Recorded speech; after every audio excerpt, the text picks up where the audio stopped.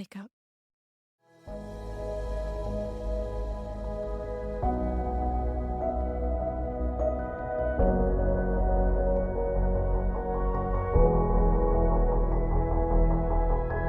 Welcome, dreamer. Whether you're still asleep, beginning to understand life is a dream, or fully lucid, Awaken to the Dream will help you wake up and begin to create the dream you want to have, rather than allowing outside influences to keep you asleep or even give you nightmares. Our focus is on waking up from the control system, shadow work and healing, awareness and presence, the nature of consciousness and reality, and spiritual alchemy. When you are lucid, anything is possible.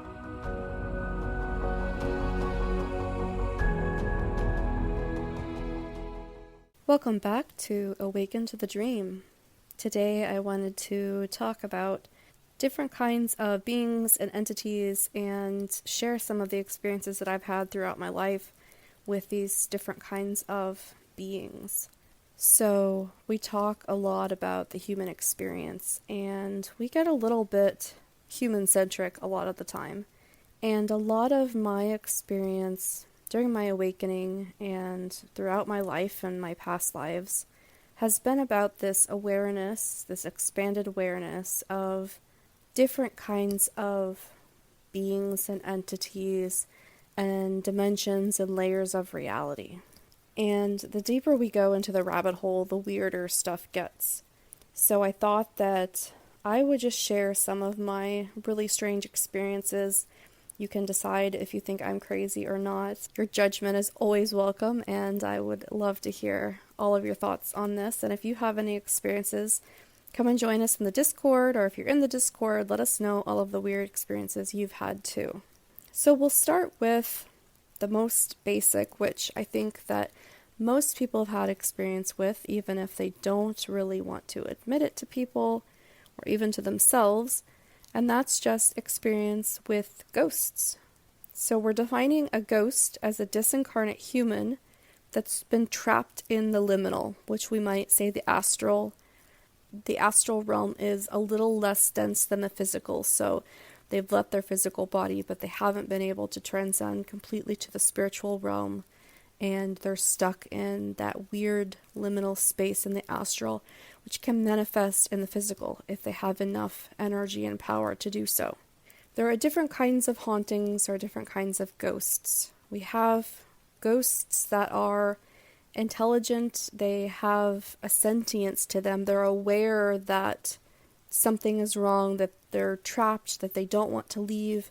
And you may see this in some activity where perhaps a loved one is trying to reach out, and so they're moving things throughout your house, or they're trying to leave you messages, things like that. There are types of hauntings that are more like an energetic echo. You see these in different places where they have the same apparition appear at the same time every night, and it does the same actions. So that's less a sentient ghost and more just an echo of someone's life. It's an energetic imprint.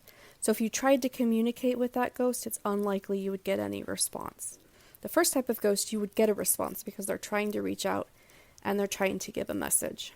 We also have poltergeists, which are probably more along the lines of an astral parasite, but they can manifest in ghost-type activity. And we see poltergeists are the types of ghosts that make a lot of noise, and they try and scare you at night, or maybe they do things to purposely annoy you, like move chairs around or open all the cabinet doors or things like that.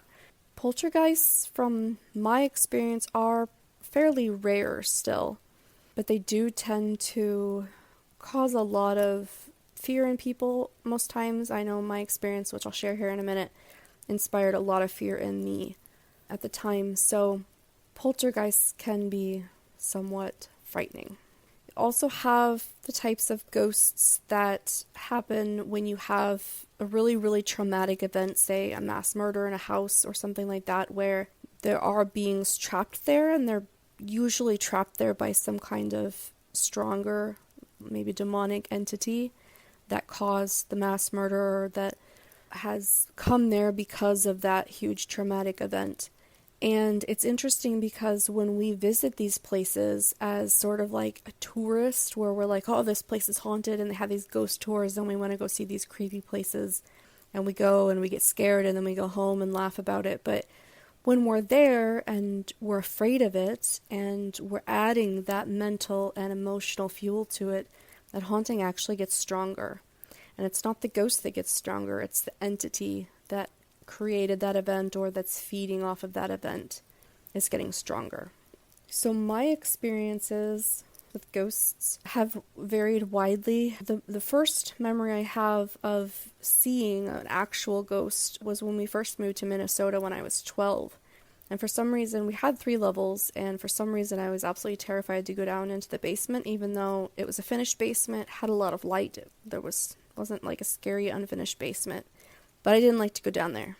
And right after we moved there, I kept telling my mom that it smelled like sickness, and I didn't have any good explanation other than that. It just smelled like sickness, and I still can't explain what that means, but something was off. And I went down there one time. We had a fridge down there that we kept like sodas and stuff in, so I ran down to grab a soda or something, and we called it the ante room, which was like a common room, and then there were 2 rooms on the left. One was my dad's office and one was a guest bedroom. And I was supposed to go toward the right, which led into, we had a game room and the fridge. And my dad's office, as I passed, I saw a girl standing in the doorway. Her back was to me, and she had long blonde hair, she had a pink shirt and shorts. She was about my age, maybe a couple years younger. And she turned on the light. And the light actually came on, and so I did like one of those double takes of like, holy shit, what just happened? And then of course the light was off and the girl was gone. So I grabbed my soda and I bolted upstairs, and I didn't go back down there for weeks. And it wasn't aggressive, it wasn't anything weird, it was just something had happened that I didn't understand. My other direct experience with a ghost in the physical was sort of my thrust into mediumship in 2016. And it's really what kind of started my whole awakening process. I had just moved into my grandma's small home. It wasn't really a trailer, it was just a very small home. I had a couple of bedrooms and a kitchen and a living room and the laundry room, and that was about it. And I had a lot of good childhood memories from there. It wasn't a scary place. I wasn't uncomfortable moving in there. Nobody had died there, kind of thing. When I moved in there, I realized that there were some entities in there. I didn't have a really good grasp. I was still really closed off. I had spent most of my teenage years and 20s shutting everything off. So by the time I hit, that was around when I turned 30, most of my abilities had been shut off. But this was a very loud presence, and it would make a lot of noise at night. It sounded like it was banging on the washing machines and banging on the furnace, and everything seemed to be centered around the laundry room. And I was terrified to go to sleep. I had a young son at the time, and I was just terrified to go to sleep. And so that's when I started getting online and researching ghosts and mediumship and how to get rid of these things, and that set me off on a whole new path into mediumship and meeting my very first spirit guide, who served as a guardian for me for a long time. So many people have had experience with ghosts. There are, like I said, many different kinds of hauntings. Some types of hauntings are just you go into a place and you know that there's something not right, and you may not experience an entity physically or visually or anything like that, but you just know that there's some kind of presence there and you don't want to be there. And it doesn't even have to be that the entity or the presence is malevolent, but sometimes when we encounter something that we don't know or understand, it manifests as fear. So trust your instincts. I will get into my experience with a really dark malevolent entity toward the end of the episode.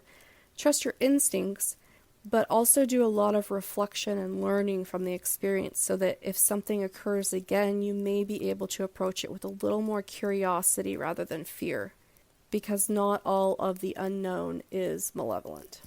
So after I started going expansion and getting in tune with my intuition and exploring some of my psychic gifts, I manifested the hell out of a retreat that I really wanted to go to hear Liz Gilbert speak. Elizabeth Gilbert wrote Eat, Pray, Love, as well as some other really amazing books. And at the time, I really resonated with her, and I really wanted to go hear her speak at this retreat. And it was in Fiji, so I manifested the hell out of going to Fiji, and I got to meet her. It was really amazing. But while I was there, I had a very, very intense experience, several experiences in the cabin that I was staying in at this resort. I was absolutely certain that I was losing my mind because at night there was this presence, and it would stalk back and forth from the front of my cabin to the back of my cabin, from the front of my cabin to the back of the cabin all night long. And it was angry. It just oozed this anger. And I could see it in my mind's eye. It was a man with a shark's head. And I was like, what is this? I don't understand what's going on. And at the same time, I was also having my very first experience with astral rape and astral sexual assault type things. That happened there too. So there was a lot of really weird energy in that area. And it's not that it was anything against Fiji, but I was at a very low vibrational state during that retreat. So these things targeted me because of that. So when I got home, I was researching some of the things about Fiji, and I ended up looking up what this man with a shark's head could mean. And they actually have a demigod there whose name is Daku Waka. Please excuse the pronunciation, I don't speak Fijian. But Daku Waka is a Fijian demigod that protects the sea, fishermen, and different various islands. And this anger that I had gotten, I realized, was this sense of the people there had sort of abandoned a lot of their traditions and a lot of their ways and a lot of honoring these old gods. And these gods had started to get very trapped in these places. And I got this sense that he was trapped on this island and he couldn't leave for some reason. And so he was just angry. And so it was really interesting look at a different kind of being. And I call this type of being nature spirits because they're an embodiment of some kind of natural phenomenon, whether it's an element or a life form like a tree or something like a storm or something like that. It's a natural phenomenon that they are an embodiment of, and they vary widely in their personifications. Another experience I've had was fairly recently, I think it was back in February, where I had a really interesting experience with a friend, but it ended up that his cat had passed away, and we were spending some time in the back of his property, and he felt really called to be back there, and he didn't really know why. So I was trying to get a sense of the land, and we didn't yet know that his cat had passed away. But while we were hanging out back there, I kind of laid down on the ground for a minute, and I was like, why are we here? What is the land trying to tell us? And I saw this. It was a blue flame. That's the best I can explain it. It was just a small blue flame, not in the physical. It was in my mind's eye and in this dark realm. It was just darkness and then this blue flame. And I didn't really know what it meant, so I just let it pass. And later we found out that his cat had passed away. So when I tuned back into that blue flame, then yes, I could see his cat within that blue flame, and that was like the spirit of his cat. And it was waiting for him to kind of say goodbye. So these ideas that we see in the media and we see in popular culture of these different embodiments, whether that be a face in a tree, think of in Pocahontas where they have the grandmother willow tree and it has a face in the tree, that's the spirit of the tree. And you can sometimes see the faces in the rocks and the trees and like a piece of wood. All of these spirits can be seen in the embodiment and in the physical if we look close enough. Another type of being that I think is talked about a lot in the spiritual world is the idea of spirits. We think of spirit guides, spirit guardians, and these are benevolent, guiding, and supporting beings. They can be an archetypical representation of something, such as a spirit animal like the tiger or the owl, which are two of mine. They can be a representation like Rose. Rose is a spirit, and every rose that we see in the physical is a manifestation of that spirit. Just like every tiger we see is a manifestation of the tiger spirit and the tiger energy. And we can use these things, we can use that energy and that frequency that they provide for things like magic. Every time we cast a spell and we add this herb or use that crystal or whatever, we're using the energy of that spirit. And that's why the more of a relationship you have with this type of spirit, the more time you spend getting to know the spirit of Rose or the spirit of the tiger, the more powerful your magic can truly be.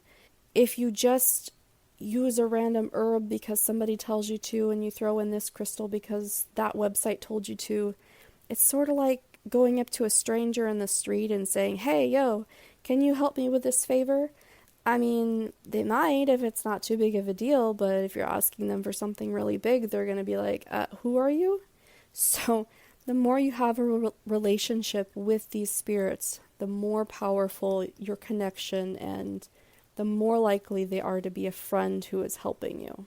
These spirits often live or exist within a higher spiritual plane, and some of these we have the names of. We have Avalon, we have the name of Avalon, we have Shambhala, we have Lemuria. These are places we can visit when we're in the right frequency and we're in the right state of mind. I have been to Avalon and I have been to Shambhala. I go to Shambhala frequently because I have a guide there that I go and he gives me the most profound wisdom. I'll talk about him in just a minute, but these places, they're real if you are willing to open your mind to access them. I've not been to Lemuria. I feel like I have a little bit of wounding there that I still need to deal with before I'll be able to go there. And there are more. There are many different realms that we can access with the right frequency and state of mind and all of that. Some of the guides that I have met and work with extensively would be Mary Magdalene. I have a very close relationship with Mary Magdalene. She is very closely tied to the rose spirit, and so that's why oftentimes we call her lineage the lineage of the rose. And a lot of the lineages that are coming back in the Western culture, especially through women, are her lineage, and we're often called back to her through the rose. So we have the Eastern lineages of the Zen and the Buddhism, and we have the lineages that come from South America through the lineages of the ayahuasca and the traditional teachings there, the shamanism. And we have the Native American lineages here in the Americas and other indigenous areas, and a lot of the lineage for the West has been erased. There's a lineage that comes from the Norse shamans and the Sami people. The Sami also go into Russia. I'm not saying it's just Norway, but there's the Sami people, there's a lineage there, and that lineage was all but decimated. And I have some lineage there, but accessing that knowledge is extremely difficult. But a lot of the lineage is coming through Mary Magdalene and some of the teachings of Jesus and all of that. That's that lineage that we're trying to reclaim because it has been so distorted. That was a total side note. Other guides I've met, Jesus, I have a very close relationship with the Christ consciousness, however you want to say it. It personifies as Jesus for me, but it's the Christ consciousness. I've worked with Krishna, which is very closely, if not the same as the Christ consciousness. The guide that I see in Shambhala is Lao Tzu. He uses a different name. He introduced himself differently to me. I think that there's different names in some of these realms. I've met Eckhart Tolle in the spiritual realm, and no, he doesn't go by Eckhart Tolle there, but I've met him even though he's still alive. The Buddha, Richard Bach, who is an author that I absolutely love, he cracks me up because every time I see him, he's wearing like this leather bomber jacket, and at first I didn't know who he was, and it's only recently that I realized it was him. But I've met Isis, the goddess Isis. I've met Kali and Kali's embodiment as the Durga, who is a demon huntress. I've studied with Hathor. I've worked closely with the spirit of ayahuasca, who is an embodiment of Gaia, the Mother Earth, and of course Rose, and I've worked with the spirit of cacao. And I've met briefly Lakshmi, who was embodied in a friend at the ayahuasca retreat that I attended, and it was very powerful to see Lakshmi in her. Like, totally blew my mind that night, but very cool. All right, so moving on to aliens. Aliens is a really big topic, and a lot of people have had a lot of experiences with this, and we're only just now coming out with sharing our experiences because we're feeling more comfortable not feeling totally insane. Even now, like sharing my experience about seeing ghosts and seeing nature spirits, it's taken me a very long time to be so comfortable talking about these things. And again, you can think I'm totally batshit crazy. I'm to the point where I don't care. I know what I've experienced, and that's that. So I have not experienced aliens in the physical. I think that there are physical aliens. I think that there absolutely are UFOs and all of this. I've just never had that experience in the physical. That being said, I have met aliens in the astral, and some of them appear. Maybe I have met them in the physical. I'm having to totally rethink how I'm viewing this. So let me start with the reptilian that I met. I had a reptilian appear in my bedroom one time. This was about a year and a half ago. And it wasn't fully embodied. It was a reptilian shape, and it was very clearly what it was, but it was very see-through. There was no color to it. It was almost like when you see heat waves rise up from the ground or something. It was just energy. And he was sort of a guard who came and demanded that I was going to meet these other people in the astral. It was a really long, strange night. But so yeah, that was a physical instance, I suppose. I also had a very physical instance of, I would say that this was an activation. And these beings appeared as aliens. This is probably my weirdest story. These beings appeared as aliens at the time. That was how they were embodied, but I'm not entirely sure that they were aliens. It was more of, that was just the form they took. But anyway, so I was laying in bed one night, and I woke up, like I was fully awake. I had turned over, and I was awake for some reason. Just one of those, you're pulled right out of sleep, just like instantly. And I saw these two alien beings walk in through my bedroom wall, like totally went through the wall. They were about 7 foot tall, 6 or 7 foot tall, and they were masculine, two masculine beings. They had very long necks, almost like very classic E.T., like the movie, and the kind of rectangular heads and big black eyes. They didn't have the pointed chin like you'd think of with a gray. It was very rectangular. And on their necks, they had these stacks of silver rings, and they were bare-chested, but they had this sort of robe thing down their torso, and they had very long fingers and were very lanky and all of that. So they came through, they walked around my bed and out the wall on the other side of my room. And then they came through again, the first side of my room, and they had a third one with them, and this one was feminine, and she seemed like she was the one who wanted to be there. She was almost this sort of nobility kind of feeling, like a leader, and the other two were her guards. That was the sense that I got. And she had on a long white robe and a headdress of some sort. That's a little vague in my mind. I can't remember exactly what that looked like. But they came around my bed again, and so they were right in front of me. She said, "I'm looking for my sister. She came here a very long time ago and has gotten lost and doesn't want to be found." I said, "To find somebody across the entire world would take the most powerful psychic in the world."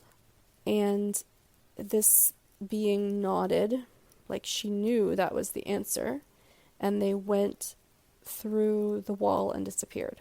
And I was not uncomfortable during the process. It was almost like scripted, like she said her thing and I said my thing, and that was it. That was the whole thing.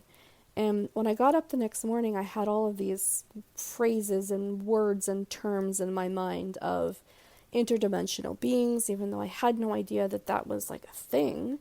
It never really occurred to me to call them aliens. It was interdimensional beings. I called them the Watchers too, which is a very fascinating rabbit hole, which I think is wildly misunderstood as well. And I just started writing about it, and I started researching it, and I couldn't really come up with any good answers. And this was in probably 2017, 2018. long before all of this stuff became really mainstream. You couldn't really just go online and search for interdimensional beings and come up with anything helpful. So those were the two, I guess you could say, physical experiences I've had with aliens. I've also had a lot of astral abduction where I'm pulled out of my body. My subtle body is pulled out of my body, and I've gone into a sort of spaceship, and there were these two beings. They had shape-shifted into something. I couldn't recognize their actual form, and I was looking around like, whoa, what is this place? Very aware and curious, and then they were like, dude, she's still awake, and so then they told me to sleep, and everything blocked out from there. But I've had a lot of astral assaults, just energetic assault. I've had a lot of astral rape, sleep paralysis, beings coming around and just being weird and creepy to elicit fear. The astral bullies are fairly easy to get rid of, in my experience. You just have to tell them, I don't consent to anything, you need to leave now. Tell them no. At least that's been my experience. The last entity I want to talk about that I've had experience with recently, and I've made some posts about this if you checked out my blog and all of that, is the experience I had with a being that I would truly call demonic. And I don't want to go too in detail about the actual circumstances, but I wanted to explain how this operated. So I was visiting a friend, and I've been to this person's house before, and it wasn't anything new, but I've recently been sensitizing myself a lot. I've got attuned to Reiki 1 and 2. I've been doing plant dietas, and so I was really, really sensitive at the time. And I got there, and I was there, half an hour, 45 minutes, and all of a sudden there was this entity that was very aggressive, and I started to get really uncomfortable, and I was kind of pushing it off because it was just trying to scare me. And at the same time, this big thunderstorm was rolling in, so there was just this impending doom feeling. So we decided we were going to rest for a while, so we went and we were chilling, and I felt this was actually a separate entity. So the first one that I felt was sort of this black cloud, pushy kind of energy. I don't know how to explain it well, but the second entity was the one that truly, truly felt demonic. And it started out with this feeling like something was crawling up my legs, like this entity, and there were these really long fingers, and I could see in my mind's eye like it's brown and crinkled and distorted skin and the bald head and the weird big eyes and the big gnash of a mouth and the long teeth, and it was just like this fresh meat kind of feeling. And so I kind of pushed it off, and I got up and I went back outside to just try and breathe, and I was hanging out with, they had some cats, and so I was petting the cats, and I realized I was hyperventilating, or I was breathing really hard, like I was really anxious, and I realized I was probably gonna have a panic attack, which was really strange because I don't have a lot of anxiety. I don't have panic attacks in general anymore. So I went back in, and there was just this feeling of, I have to get out of here. I've got to get out of here. I need to run. Like, my mind shut off, and it was purely animal survival instinct. And there was no external validation for what I was feeling, really. But all I could think of was, I have to get out of here. It was very profound. And it wasn't a panic attack, because the physical response wasn't like sitting and worrying and being stressed. It was absolutely fight or flight, but flight. It was just, I need to get out of here. It was literally pure terror in my mind, existential terror, mortal terror. So I had been there less than 2 hours, but I literally just packed my stuff up and left. I felt very weird and guilty about the way that I left it, but there was no other option in that moment, because the malevolent presence and the truly evil of that situation, I just knew that there was just a danger there that I couldn't quite express. And so in situations like that, you really have to honor your instinct I can't even say it was intuition. It was just pure animal instinct of there's a danger here that I don't understand and I need to get away from it. Of course, upon reflection, because you can't just leave it at that. And actually, it was very traumatic. It took me about 3 days to work through the trauma because I was having flashbacks, I was having nightmares, I'm still sleeping with a light on, but it was very traumatic, and it took until a couple days later when I had a session with one of my mentors to work through some of that trauma and to pull my power back to myself until I could really relax again. And even now, like this past week, I made a blog post on Friday. I talked about possession, and this past week I've really had almost like an attempt at possession by whatever it was that was there. And I don't think it actually followed me, but it caused a fracture in my consciousness that it was trying to push its way into. And so it's really, really fascinating how all this stuff works. But you have to be very, very careful when you have these kinds of experiences that you don't let something in that you don't want in. So that was a long episode. Thank you for listening. Those have been most of my experiences. I've had the big experiences. There's lots of little things that happen all the time, but those are the big experiences. Again, I would love for you to come onto the Discord and share all of your experiences. I think you can comment on the podcast if you come to awakentothedream.com and go into the podcast episode. I think you can comment on there if you don't want to join the Discord. Or you can find me on Reddit, of course. But these experiences they're real. They're not something that we just made up. We may not be able to explain them yet. And they can be terrifying because we don't really know what's happening, especially in the moment. But if you have stories, share them. Because I think we all have stories. We're just afraid to share them, and we try to ignore them because we can't make sense of them. So stay safe and stay sovereign. Please be sure to subscribe for posts and podcast updates, and consider a paid subscription for $5 a month to keep the podcast ad-free and to cover the costs of running Awaken to the Dream. New posts come out Thursdays and podcasts on Mondays. Make sure you join the Discord community. The link is available on the website at awakentothedream.com.